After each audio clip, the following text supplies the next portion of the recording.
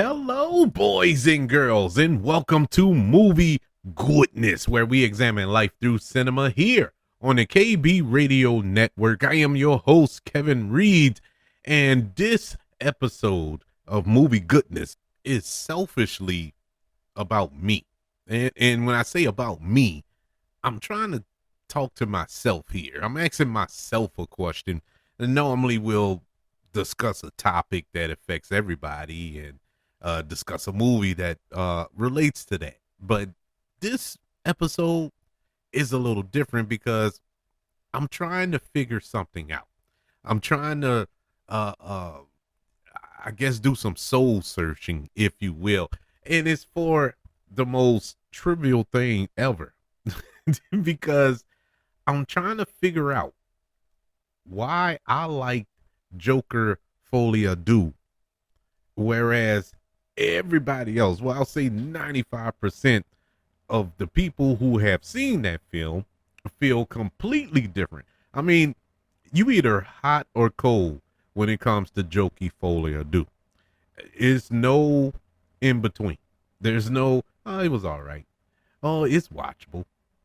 You either liked it or you hated it. And the people who liked it, I can't find. It feels like I'm the only person on earth that actually liked the movie. And so I did a review of the film after saw it last week when it opened up, and it was non-spoiler. Didn't really get into spoilers, but at this point, with people discussing it, saying why they hated it and whatnot, of course, I always considered doing a spoiler review of it because I wanted to dive deeper into the review and talk about the things that I liked and talk about the things that I disliked, because there are things that I disliked about the film. It just wasn't to the level of vitriol that is online, that is in these articles by critics and fans alike. Is like, my God, what did this movie do? Was I watching the same movie? I'm trying to figure out what went wrong. And so the film is a flop, at least as it is right now. It's not going to make its money back. I think this film was made for $200 million. That was the production budget of this film. Whereas the first film, Joker, which came out in 2019, I think was only made for like 50, and it grossed $1 billion, which is why we got this sequel to the film. And this go around, they gambled hard. And honestly, I don't know where the $200 million went in the production. It's a beautiful production.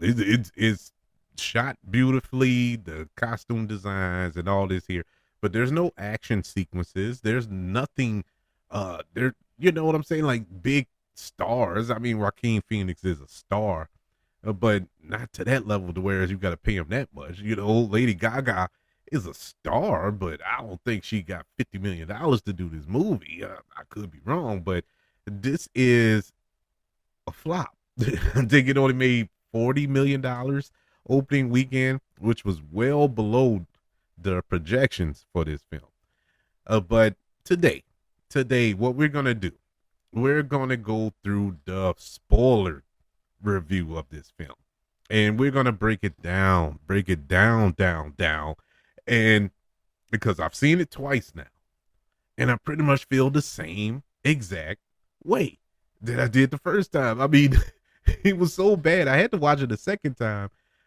and try to, you know, when you see a movie sometimes and the first time you see it, like, man, that movie was good, it got off, man, that was one of the best movies ever. And then you watch it again, you're like, man, what was I looking at? What, this movie is not that good. You know, it did happen to me a few times, but this go around, no, it didn't happen. I felt the same that I felt the first time I watched it. So we're gonna have the discussion, and I'm gonna go over, you know, periodically during the discussion what people are saying about certain things that we're discussing during this breakdown of the film, and my thoughts on why they feel the way they feel about this movie. And I'll give you my final thoughts on why I feel the way I feel about this film. But this film, Folie, is directed by Todd Phillips, who directed the first film. Todd Phillips has a comedy background. Todd Phillips directed Road Trip. I think that was his first film back in 2000, maybe 2001. But it was a funny film. I actually enjoyed it. He did Old School, hilarious, hilarious. One of those cult classics, if you will. School for Scoundrels, which was funny. Hangover 1, 2, and 3. Love those films. I love the first one. Like the second one. The third one, okay. Eh, but he's directed some really good comedies. And when he first did Joker, from 2019, I was like, all right, that'll work because with his comedy background and whatnot, this ought to be an interesting take on that character. Well, it was. He went completely dark. I mean, there was nothing funny about it. It was funny. It was funny parts in it, but it was disturbing funny. And so uh that film was a deep dive into mental health. That's why I love the first Joker so much. It really shined a light on the mental health issue. Not so much those who are dealing with this, but how it's treated, how people treat them who are going through with it, and what drove Arthur Fleck to ultimately become the quote unquote Joker in that film. It was a beautifully made film, close to perfect, very close to perfect. Enjoyed it inside and out. The score, the cinematography, the acting. Joaquin Phoenix won Best Actor at that year's Academy Awards, where well deserved. And I've seen that movie multiple times, and I enjoyed it each and every time I watched it. This film, this go around, Jokey Folie I Do, is a jukebox musical as well as a psychological thriller. And that was the new element that they added to this film and that they kind of promoted when they announced the sequel. And I was a little taken aback by that. I was a little like, why? Why? Why mess up a masterpiece in some sorts by doing a musical? How is that even going to work? And maybe a couple of days or a week or so, or it could be months after. I don't know, but time blends together these days. But they announced Lady Gaga was cast as Harley Quinn. And I'm like, okay, now you have my attention. Now I'm fully on board. We're doing a musical with Lady Gaga as Harley Quinn, who I would have watched the movie with her as Harley Quinn without the musical element. I think Lady Gaga is an awesome performance and performer, I should say, and her as this character, it fits. I automatically got excited. I'm like, man, that fits perfectly in this universe, in this world that Todd Phillips has created here. And so I was super, super excited. This film is loosely based on DC Comics character, like I said, the Joker, Harley Quinn. In this film, in Folie à Deux, you have Harvey Dent in this film, uh, in a small role. I guess you could say small role. It's not a co-star or nothing like that, but yeah. So you have Gotham City as one of the main characters. The city itself, so it is set in this world, and I just want to say this to start off. I think a lot of people were upset, but I don't think it. I actually know this for a fact because I've watched some reviews of people who were mad at this movie because it wasn't comics accurate. And my mind was blown by that. And I mean, super, super mad. Oh, man, that's not the Joker from the comics. Well, the first film wasn't the Joker from the comics. This had nothing to do with DC. I know in the first film, of course, yes, Bruce Wayne appears in that film. He was a little kid in it. He was a little, maybe 5 or 6 years old in that movie. Uh, whatever. You know, you had Thomas Wayne, you had Gotham City, and all this other good stuff. Yeah, oh, all right, cool. It was set in the DC. This is loose, and I mean loosely based on DC Comics. I'm talking the first film. So I wasn't, me personally, was not expecting Batman to show up in this movie. I wasn't expecting Alfred to show up in this movie. I wasn't expecting Dick Grayson or Jason Todd to show up in this movie. It's it's a Joker film, you know? It is what it is. And so I don't understand why people were mad that this was not accurate to the comics. No, it's not. If that's your beef, you're 100% right. It's not accurate. It is nothing in the comics that is reflected in this film. Or should I? Well, yeah. Well, you know, with certain characters or whatever, things that happen, we'll get to it. But it's like that's not. It's not based on any comic at all, other than names and the setting. That's it. That's it. Other than that, this is a standalone film in every sense of the word. Joaquin Phoenix returns as Arthur Fleck, aka Joker, reprising his role, his Oscar-winning role, I should say. Lady Gaga, as I mentioned before, was cast as Lee Quinzel. Lee Quinzel. Keep that name in mind. Zazie Beetz returns from the first film. Lee Gill returns from the first film. New to this sequel, you have Brandon Gleeson, Catherine Keener, Steve Coogan, and Harry Lawty, who portrays Harvey Dent, the district attorney who is prosecuting Arthur Fleck for his crimes in the first film. And so this is how I'm going to do this spoiler discussion. We're going to break it down like I break down every other review, but we're going to break it down a little more. We're going to start with the performances. All of the performers, touch in on some plot points, but I'm going to save that till we get to the story element of it. And then we're going to go through the story, you know, in all three acts. After which we'll talk about the production. And then we'll get into our discussion on why I think there's so much vitriol for this film and why I feel differently than the masses in this film. Let's start with the performances. Let's start with our star, Joaquin Phoenix, who reprises his role as Arthur Fleck, this mentally ill criminal who we last left in the first film. He had got arrested for killing 5 people, which is actually 6, and he was locked up in Arkham, and he had killed the therapist, I believe, at the very end of that movie. Because when he walked out the therapist's office in Arkham, he had the bloody footprints, and that's how the film went off.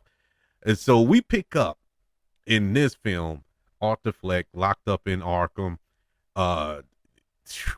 What Joaquin Phoenix did to his body in this film, just like he did in the first one. I mean, Jesus, man, I feel so bad for him. It was hard to look at him, and that's the whole point. You know, he's supposed to look like this, just malnutritioned, just thing. You know, just this. I don't know. I don't even know how to describe him. He's almost skeleton like in the way he got his body to look that way.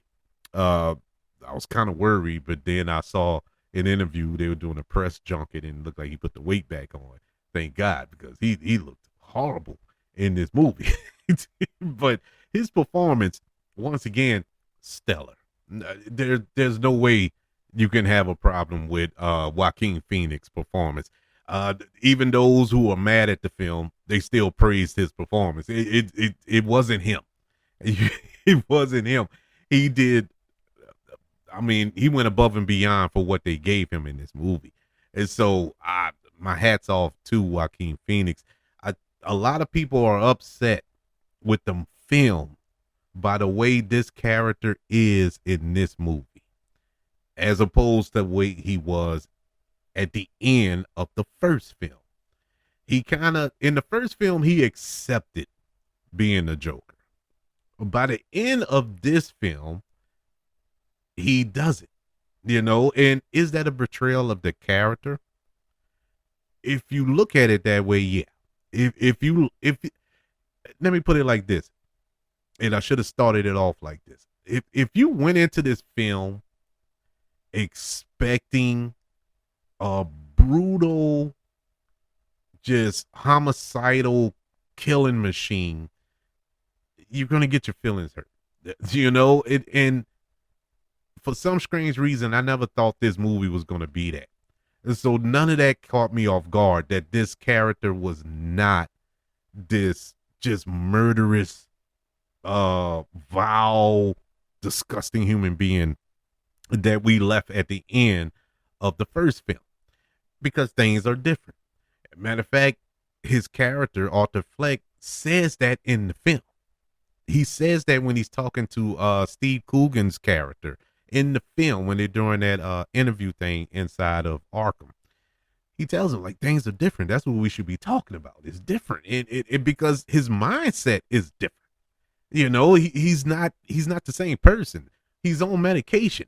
They're keeping him sedated in this asylum.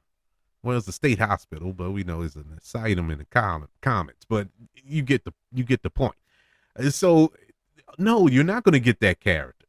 That character, they killed that character. They basically killed that character.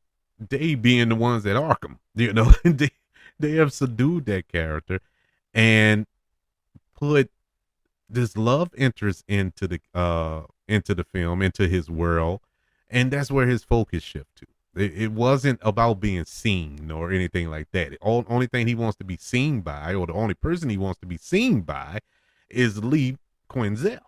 And so that's that. He's going to have a different objective than he had in the first film. And that was basically this character's journey in this film. Lady Gaga as Harleen Lee Quinzel, or what we know her as Harley Quinn in the comics. This is not the Harley Quinn from Batman the animated series. This is not the Harley Quinn that Margot Robbie is known for playing in the Suicide Squad and Birds of Prey and stuff like that. No, this isn't the Harley Quinn from the animated show on Max. This is a completely different character. Completely different. Other than the fact that this is a girl or woman, I should say, that is in love with Joker. That's it. That's the only similarities between Harley Quinn and Lee Quinzel. That's the only similarities that these characters have. We do find out later in the film that she has a psychology degree and all this here. So yeah, you can link that with it too. But as far as Lady Gaga's performance, oh, I loved it. Oh my God, I loved it. The only problem I had with the Lady Gaga of it all, it wasn't enough of her. And to say that this was a jukebox musical wasn't used that often. Wasn't used a lot as far as the musical element of it. Yeah, no, I take that back. There is a good portion of music in this film, and she does sing a lot of it, but this isn't your typical musical, and I guess that's a good segue into the musical element of it, which I should have talked about earlier as well. Yes, this is a jukebox musical. Music is used in this film as a doorway or a pathway into the minds of these two throwed off individuals. And I thought that was a unique and interesting path to take. It's just like in the first film where dancing, when Joker danced, when Arthur Fleck danced, that was his kind of release. That was his coming out as the Joker, And this film, it was the singing. That was the connection with him and Harley. And I thought that was an excellent idea. But Was it executed right or properly or effectively? I would say not 100%. It was a great idea, but it wasn't done great. Uh, Once again, reading the reviews, seeing people mad about the musical element of it, thought it was overdone. I don't think it was overdone. Me personally, I thought it should have been more of it. If we're gonna go musical, let's go musical. Uh, and I know a lot of people are mad because they have musical elements in it. Look, by no stretch of the imagination is this Chicago or is this Moulin Rouge or something like that. This is not that. Music is used sparingly, sparingly, in my opinion. But I'm reading reviews where it was like, oh, it was too much music in it. Man, what? It wasn't that. It really wasn't that much. I maybe I was expecting more, and that's why I feel the way I feel. But like I said, I seen it twice, and going into it the second time, and I know when the musical cues are coming, but it still didn't feel like a lot, in my opinion. Um, uh, my issue with the music, like I said before, I don't know if it was executed right at parts. Some scenes it worked perfectly, and some in other scenes not so much, not so much. But back to the Lady Gaga of it all. Lady Gaga did a great job. I think she did a great job, just like Joaquin Phoenix. She did great with what was given to her. I don't think it was a lot that she had to work with, to be honest with you. She's not in it as much as I thought.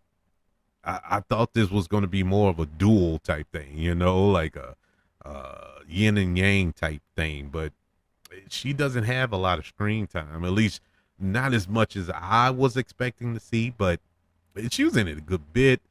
The parts that she was in, I think she went toe to toe with Joaquin Phoenix in this film, and you can argue in some scenes acted circles around Joaquin Phoenix. Now, mind you, this is an Academy Award winning actor, not just any Academy Award winning actor. He won the Academy Award for playing this character.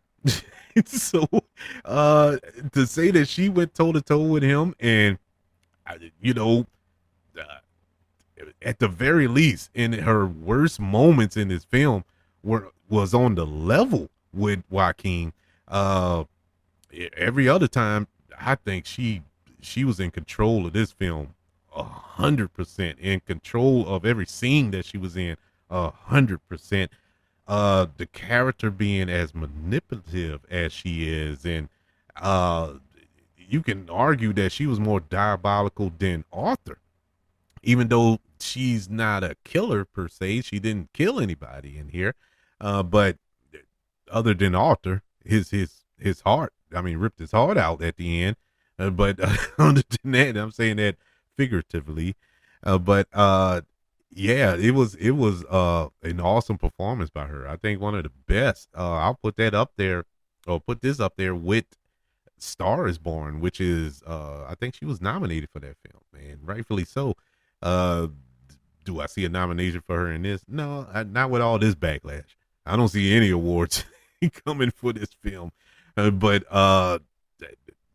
they should acknowledge them in some type of way. Those were some awesome performances. Speaking of awesome performances, and spoiler alert on a spoiler discussion, all of the performances was great. There wasn't a bad performance in this film, but there are some that stand out more than others. One in particular, you have Brandon Gleeson, and you know, saying that name and a great performance by him is like saying water is wet. I get all that. I mean, Brandon Gleeson is amazing, and I would say close to everything he's in. I love Brandon Gleeson. He plays a security guard at Arkham, and he's abusive towards Arthur, and but his character is he's brutal in the scenes that he don't even touch Arthur. He's just brutal mentally. It's like a mental abuse, but it do get physical at times as well, which those scenes are pretty disturbing in their own right. But Brandon Gleason's performance, top notch, man. I actually I wanted to see more of him. I really did. I wanted to see more of him. But the biggest standout to me, like Steve Coogan, he does a good job in the scene that he's in. I've never seen a performance from him like this. You know, this kind of even kill TV reporter. Uh you know, because Steve Coogan is a comedic actor and whatnot. So, you know, you're thinking at any point he was going to crack a joke or something, but no, this was the most serious I've seen Steve Coogan. Now, I'm pretty sure he's played serious roles before, but this is the first one I took notice of. I was like, man, Steve Coogan, go ahead on. But the big standout to me is a character from the first film who returned for this film, and that is Lee Gill, who plays Gary Puddles. And he was in one scene. And this was my favorite scene in the movie. Because that scene, oh my God, I'm about to cry now. That scene had me about to just break down, man. I mean, it was, oh my God, you was talking about emotions. I can't I can't put into words the level of emotion I felt from that performance, you know, because he's a little guy.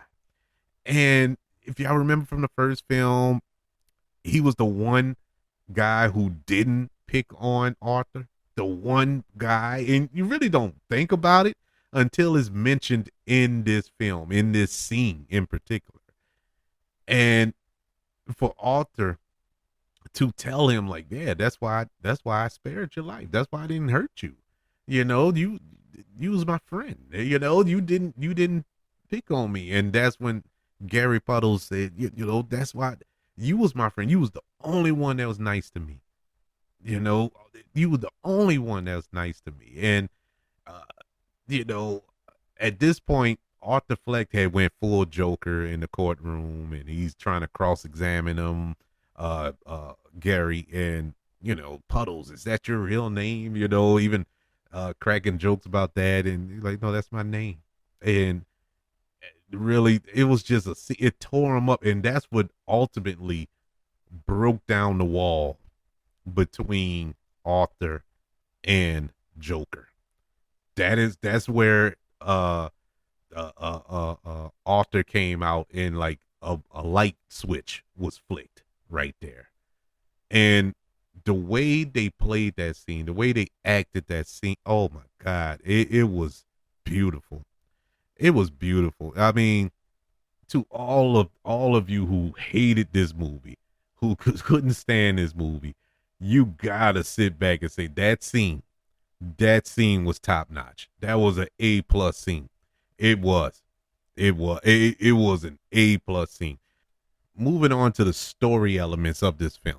I'm gonna try to break down storylines. I'm not gonna go from beginning to end and you know basically recite the screenplay to you, but we're gonna go storylines throughout and what I felt about the storylines, the through lines, the subplots, and all that there, bit by bit. So let's start with the opening. Let's do the opening by itself. This film starts with an animated sequence, and I thought that was interesting. I was like, okay, where are we going with this? And it pretty much recaps the end of the first Joker, and it's done in an animation style. And this is where the introduction of a second personality, a dual personality, is introduced, where Arthur Fleck is fighting his shadow, and the shadow is what took over, which is basically the Joker took over, and he's the one that actually murdered Robert De Niro on live TV. And so you have that, and then Arthur Fleck wakes up. It was all a dream, of course. But it was a cool scene, but you know, once you see the movie and you realize, like, wait, that was they basically summed up the movie in that animated scene. That was the whole movie in that scene. And I was like, man, uh, it didn't really dawn on me till the second time I watched it. because the thing about it is when Joker is walking past this theater, he see these posters of old musicals, and those are real musicals, those actual films that came out, you know, decades ago. But the little Easter egg of it all is the music that they sing in this film comes from those films that you see in that little dream sequence. So everything was connected in there. And so we move on to Arthur Fleck and Arkham. Him being in Arkham. Now, first and foremost, let me say this. The film is basically a recap of the first film. And now, if this is the reason, like I said, I'm trying to search for reasons why people didn't like this movie. If this is the reason why people don't like this film, I can kind of understand that because it was basically a 2.5 hour recap of the first film. It was, I mean, nothing happened. There was no action. There was no killing from Arthur. He didn't kill anybody in this movie. He daydreamed about it, but he didn't actually kill anybody in this film. But it's basically a recap. Him being in Arkham did drag a bit. That I will openly admit. It did drag in Arkham. It was a lot that they could have trimmed out in this film, and Arkham was it. you know, there were some interesting things that took place in there. You know, his living conditions. Yes, we need to see all that. The other little sub characters that he interacts with, that's cool too. Him and the guards, that's cool. But one character we don't get introduced to at all. We see him floating around in the background, but it's only for a couple of scenes. And then at the end of this film, he pops up and he's the one who kills Arthur Fleck. And now I thought the first time I watched it, I actually thought it was the other guy, the one that was always hanging around Arthur, but he got killed. I don't know why my mind got mixed up, but the guards killed him. And so that wasn't that guy, that was another guy. And so they didn't introduce him. The dude just kind of like popped out of nowhere. You know, we don't know for what reason that he killed Arthur, other than the fact that Arthur renounced the Joker persona, and that made a lot of people mad and all this other good stuff. But yeah, I mean, it was kind of out of nowhere. And then the other element, at least for me, that I didn't like about the Arkham element was Arthur Fleck is locked up. He's going to trial for killing 5 people, but we all know it's actually 6 for killing 5 people. And they allow him to go to this singing class that's in the minimum security wing of Arkham. You know, this is one of the most deadly people in Gotham. Why are we just letting him willy nilly? And it was like that part was like so confusing. I know the reason why, story wise, you know, screenplay wise, because you need Arthur and Lee to meet up. You need them to get together, and this was where they got together at. All right, I get that, but common sense wise, it made none. It made 0 sense. He's going to this singing class. They're watching movies together and all this other stuff with no real supervision. You know, no restraints or nothing on him. He had restraints the first time, but as they kept going, he had 0 restraints on him. And I'm like, this is a serial killer. I mean, I don't get it. I don't get why that it was done in that way. It could have been done differently as far as the Lee Quinzel character and Arthur Fleck meeting up. They could have still used the Harley Quinn element of it, or the Harleen Quinzel element of it, as her being a psychiatrist, and Arthur Fleck has to go see her as he prepares for the trial and whatnot, and it could have been done that way. But at least that's me if I was writing and directing this film. But I guess that's why I'm sitting here just talking about it. But that would have been a way, at least a better way in my mind, for them to meet up. Them going to this class thing, it didn't make sense, and this drug on for a while. And that element of it, no, I didn't like. Quite honestly, I did not like that, but I accepted it for what it was. Um, Moving on to the trial. The trial is the big part, another big part of this film, and it, once again, it's just a recap. The whole trial is just recapping what happened in the first film. Story element wise, did we need to see it? No. Did we need to keep hearing about it? No. Now we did hear some new elements to Arthur Fleck's life, his background that we didn't explore in the first film. They touched in on it, but they didn't really go into depth with it. The scene with Zazie Beetz, who also returned for this film.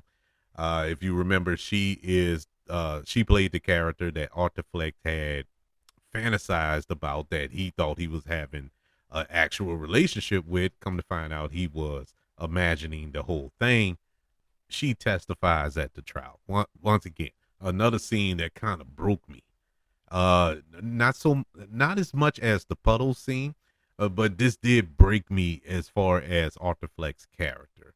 When Zazie Beetz' character is talking to the lawyer in the courtroom, I should say, and she's describing or recounting a conversation she had with Arthur's mother, and how Arthur's mother lied to her and told or lied to Arthur and told him that, God put him here to make people laugh, and she was laughing at him, like, like a joke, like she looked at him like, you know like like what he was, nothing, you know and that was heartbreaking. And for Arthur to sit there, and he drifts into his daydream, and has this musical number in his head, as Zazie Beetz is describing this. Oh my God, it was torture. I felt so bad. And that brings me to another point of why people may be upset with this film. This film kind of, I don't know if this was the intentions or not, but this film kind of made Arthur Fleck a sympathetic character. We left him in the last film. He's a cold-blooded killer, a stone cold killer. Man smothered his mother. You know what I'm saying? He shot a man on live TV, blew his head off. He killed the people in the subway and whatnot. I mean, he's a cold-blooded killer. And in this film, this was kind of a way to make him sympathetic. At least that's a way you can look at it. I didn't see it that way, but I can see where people would see it that way. You know what I'm saying? I see where you can look at this like, oh man, they trying to make him the hero and whatnot. I don't see that. I really don't. But if you really go back and look at the first film, it's the same elements there. They really didn't make him a villain. They made him more of just a sick man. He's a sick man mentally, and that's not to celebrate him or cheer him on like the people of Gotham were, but at least some of the citizens of Gotham were. But it's just to showcase it, and I didn't see it as trying to redeem his character in any way. But it is what it is. Harvey Dent, who plays the district attorney, is the district attorney. I think old boy did a pretty decent job as Harvey Dent. I haven't seen him in nothing. I think he is in other things, of course. Is in his first movie, but I haven't seen him in anything else. I think he did an excellent job. The scene at the end of the trial where the trial blows up. A car bomb outside blows a hole in it, and everybody in it is in the courtroom is messed up and uh, you know devastated by what just happened. And then we see that little Easter egg with Harvey Dent and half of his face is messed up. I'm like, okay, that's cool. It's cool, but at the same time, it was kind of unnecessary because if we're gonna do a standalone film, do a standalone film. Don't tease us with these Batman villains. It's not like you're gonna have a part three and Harvey Dent is gonna be Two Face now. That wouldn't make sense. But it's it was cool to see, as fan service. But this film, you kind of how can I put it? You kind of sullying your film that way, because this is a different film, and it feel like you're trying to play in a sandbox that you don't have to play in. There's no need for that. Just make your own movie. You didn't have to add those elements. You have enough Batman elements in this film. You didn't have to add that. You could have had Harvey Dent. I would have been just fine with not messing up the side of his face. It just made me personally. It just made me think of, okay, Batman's coming soon. And I know in my head it's not gonna happen. This is not that type of film. This is not that universe where you're gonna see Bruce Wayne dressed up as a bat swooping in and beating up the Joker. It's not gonna happen. So when you do stuff like that, it makes you think about that. So I think that was a misfire. No pun intended. Now we move on to this ending. And the ending did make me mad. And not for the reasons you may think. Everybody knows the ending. Joker gets stabbed by that inmate that we were talking about that came out of nowhere. But he is murdered, and that inmate cuts a smile in his face once again, making a nod to another Joker. Is dumb. That was dumb. Why? Because that's Heath Ledger's, God rest his soul. He that was his Joker. So what are you implicating? That was Heath Ledger's Joker? That's how he got the scars. That made no sense. But I didn't have a problem with them killing Arthur Fleck. I get it. Just didn't like how they killed Arthur Fleck.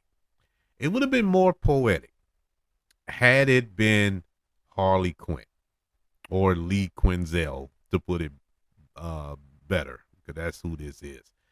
It would have made more sense that way. But that's not what they did. And this film had 3 endings. It felt like it was going to end 3 different times. And it made you look at your watch. It really did. It was like, okay, so now so they about to kill him. Nope. Then there was another scene came and it looked like, oh, this is where they're going to, nope. And then the end happened and you're like, okay, yeah. it was just unnecessary. It just drug at the end. It just did. They could have picked either one of those 3 and just ran with the one, and it would have been 10 times better in my eyes. I would have accepted the ending that we got had they not did the first 2 little false finishes. And and those finishes are, I don't know why I'm hiding. I'm acting like it's non-spoiler, but when he leaves or escapes out the courtroom, and some of his Joker followers help him leave, and he runs off and he goes up the famous stairs, and Harley Quinn is sitting at the top of the stairs. And Harley Quinn had told him that she was pregnant and whatnot, and this, that, and the third. Well, I'll get to that. I'll get to that when I break down the relationship thing. That's next. But the end, I'm thinking she's gonna kill him right there, because at that point she was disgusted. But that didn't happen. She just walked away. The scene where the guards were about to murder him in the shower or whatever, I thought that was the end. Nope, that didn't happen. Actually, that scene happened before the car bomb and all that there. And so you had that. Then you had and then the actual ending with the stabbing. Yeah, it was kind of it didn't land. It didn't land because it just felt like okay, that's it. that's that's how the ending was. It was like, oh, that's it. You know, we went through this long journey with this character, two movies, and that was that. Like I said, I didn't have a problem with the result that he died at the end because that ultimately what he deserved, but it wasn't it just wasn't executed right in my humble opinion. But that that's the ending we got. But I said in my non-spoiler review, I did not like the ending. Did not like the ending at all, and that didn't change on the second go around. Actually, I hated it worse. Um, the second time I watched it. The love affair. I would say the best for last. The love affair between Arthur Fleck and Lee Quinzel. This was done fairly well. Like I said, there was a misfire there with the musical element, but as far as the performances between Joaquin Phoenix and Lady Gaga and the chemistry between the two of them, it was great. It was great. It's what sold it. This is what you were supposed to go to the film to go see, and that was my sole focus. You know, once again, I think a lot of people were expecting one thing and got another, and that's why they're mad. I've been there before, so I understand. I understand why you feel that way. But I did not go into this movie like that. I wanted to see the dynamic between Arthur Fleck and Harley Quinn. And that's what I went in to see, and that's what I got. And I thought it was done great. Yeah, there were some scenes that didn't quite make sense to me. I still question this film at the end. It wouldn't shock me if it came out later on that Todd Phillips pulled a voila. If there was, if this film is not what we think it is, because there are scenes where Harley Quinn is just, you know, Arthur Fleck, he wakes up, he's in solitary confinement now. He wakes up and Harley Quinn is sitting in there. Oh, I let the guards let me in and whatever. In solitary confinement with a serial killer? You know, this stuff like that to make you question. Either this is really stupid or there's something deeper there. Or this is a figment of Arthur Fleck's imagination. That the whole Harley Quinn aspect of this film is a fantasy. None of it was real. Because when you really sit down and think about it, like I said, I've seen the movie twice. When you really look at the film, Harley Quinn really doesn't interact with no other character in this film. The only person she speaks to is Arthur Fleck. And that's it. Nobody else really notices her other than the lawyer who talks about her. And all she did was give a little background on who Harley Quinn is, and that's it. But you never see them together. You never see them talk to one another. You never see her talk to anybody else but Arthur Fleck. And so my theory, she's not even real. That's my theory. Could be wrong, but 9 times out of 10 I am. But it's something to think about. I mean, we're dealing with an unstable human being here, so all chips on the table. we don't know what's real, what's not, what's fantasy, what's reality. When we come to the world of Arthur Fleck, but that's my theory. But because she shows up in areas, that's the real telltale sign. She shows up in areas that she should not be in, and she just waltzes in like it ain't nothing. You know, Eh, just something to think about. Just something to think about. Now, does that make the movie better? No. No, it don't.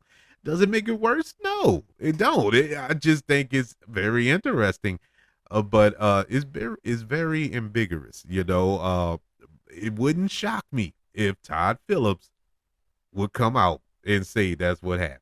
It'll probably be years from now, or Lady Gaga or Joaquin Phoenix will come out and say it. Uh, like, yeah, that was it was all in his head. It was all in his head, and I would not be shocked. But I will accept. Kevin, you were right. I will take those. I will take those. But anyway, that's just my theory on that. Overall, I enjoyed the film. My feelings on the film hasn't changed. I can see the flaws. I've stated my flaws with the film, and they're valid. Everybody's uh gripe with the film is valid. I'm not excusing it. I actually understand it, and we actually share some of those dislikes. I get it, but there are so much, so much good that outweigh the bad here that I can't give this a failing grade. I gotta say that this is a really good film, and it is a really good film. It is well made, technically well made. Todd Phillips, uh, comparable. I mean, solid direction here. Not as good as the first effort with the first Joker, but it's good. It is directed well. The tone here is pretty good. Really dark, really moody. The atmosphere is just disturbing as I don't know what, man. Very disturbing. Oh, speaking of disturbing, there's one other element I did want to talk about, and that was Gotham City. Gotham City, when we left it at the end of Joker, the first film, the people were going crazy. These Jokerites, they were going crazy. We really didn't explore that in this film. That was another thing that I was kind of upset about. Like, what are the effects of this renaissance from these Joker lovers? And none of that was dove into. And I think they could have touched in that on that a little more. If we are going to sit here for 2 hours, 2.5 hours, you had plenty of time. You could have cut some of that Arkham sequence and looked in the people of Gotham and seen how that how they've been effective for the past 2 years, I believe. That this is set after the first film, and so there were some things there they could have touched on and they didn't, and that was one of them. I wish they would have. But anyways, yeah, the atmosphere was great. The cinematography, once again, oh my god, man, this was cinema. They had some shots in this film that you could have paused, screenshotted, and put it in a frame and hung it on your wall. There was some beautiful shots, very beautiful cinematography in this film. The epic shot, the money shot with the smiley face on the glass and Joaquin Phoenix leaning up, lining up perfectly with that smile. Oh man, that was great. I mean, beautiful. Beautiful. Um, yeah, the music, as I said before, the music, I think they were great choices music wise. The execution on some of them, not so much. But I did like the musical selection. The score, on the other hand, now this is a score that was done by I can't pronounce her name, but she won the Oscar for the first film for her score, and that was an excellent score. I listen to it from time to time. I have it on my playlist, but this go around, it was pretty weak. It was really weak to say this is a quote unquote musical. The score didn't work for me. But like I said, overall, I'm giving it the same grade that I gave in my non-spoiler review. I give it an A minus. I think it's a well-made film, and I'm giving it an A minus because of the effort. The execution, not so much, but the effort was great. I think it was a great effort. Um, some of the elements that I mentioned that were unfortunate, they weren't bad decisions. The things that I mentioned that was kind of bleh, they weren't bad decisions. They were just executed wrong. If it makes any sense, if I'm making sense to y'all, maybe I'm going crazy in my head too. But it just uh, it wasn't enough for me to say, oh, this movie was bad. But that's just me. That's just me. Obviously, it's just me. But I said all that to say this. I'm standing on my word. What I said. I liked the film. Thought it was a great film. Uh, it's not better than the first film by no stretch. It really did take a dip in quality, but the first film is like to the moon. So you know, it was gonna be a tall task to reach those heights, and hence I wasn't expecting to reach those heights with it.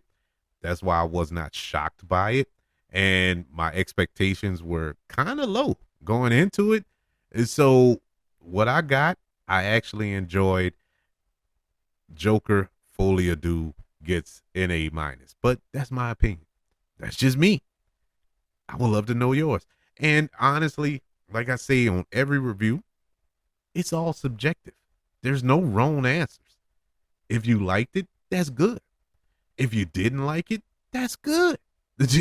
There's nothing wrong with that. There are a lot of things that I like that my wife hates. You know, it's movies and TV shows that she does not want to watch. It's that I would break the remote on the TV trying to hurry up and get to it. And it's vice versa. There are things she watch I utterly refuse to watch. But that's her jam. Just like stuff is my jam. Uh Obviously, Jokey Folie is not everybody's jam. And that's okay. My only thing is the reason for this episode, the reason that we having this discussion is, man, it's so much hate. I mean, venomous hate for this film, and I just don't know why. If you didn't like the movie, you just didn't like the movie. I mean, it's okay. It's okay. But I want to know what your thoughts were. Did you like Jokey Folie I do? Did you hate it? Did you just straight up hate it? Email the show, kbradiopodcast@gmail.com. You can also search for the show on all social media platforms. Just search for the KB Radio Network. Also, ladies and gentlemen, don't forget about the KB Radio Network channel on YouTube. Subscribe and like this video if you don't mind. Also, don't forget about the 5 stars, the reviews, and sharing this show if you're listening on Apple Podcasts, Spotify, iHeartRadio, wherever you are currently listening to movie goodness here on the KB Radio Network. Everybody, thank you for joining me for this little dive into Jokey Folie the most diverse of film. Well, it ain't diverse. The most hated film of 2024. And I am not in that camp. You can say a lot of things about me, which I'm pretty sure you do. But it's one thing you cannot say about Kevin Reed. I do not roll with the crowd. If we all in agreement, we all in agreement. But if everybody feel one way and I feel completely different, I'm going to let you know that I feel completely different. I don't join the crowd. And this time I'm definitely standing on the island by myself. But it's all good. I'm still happy. I hope you are too. Maybe not Joker happy, but I'm happy. But everybody, thank you for joining me for this episode of Movie Goodness. Can't wait to speak to you on the next go around. Want you all to know that I love you. Continue to love everyone. And until we speak again, you all be blessed.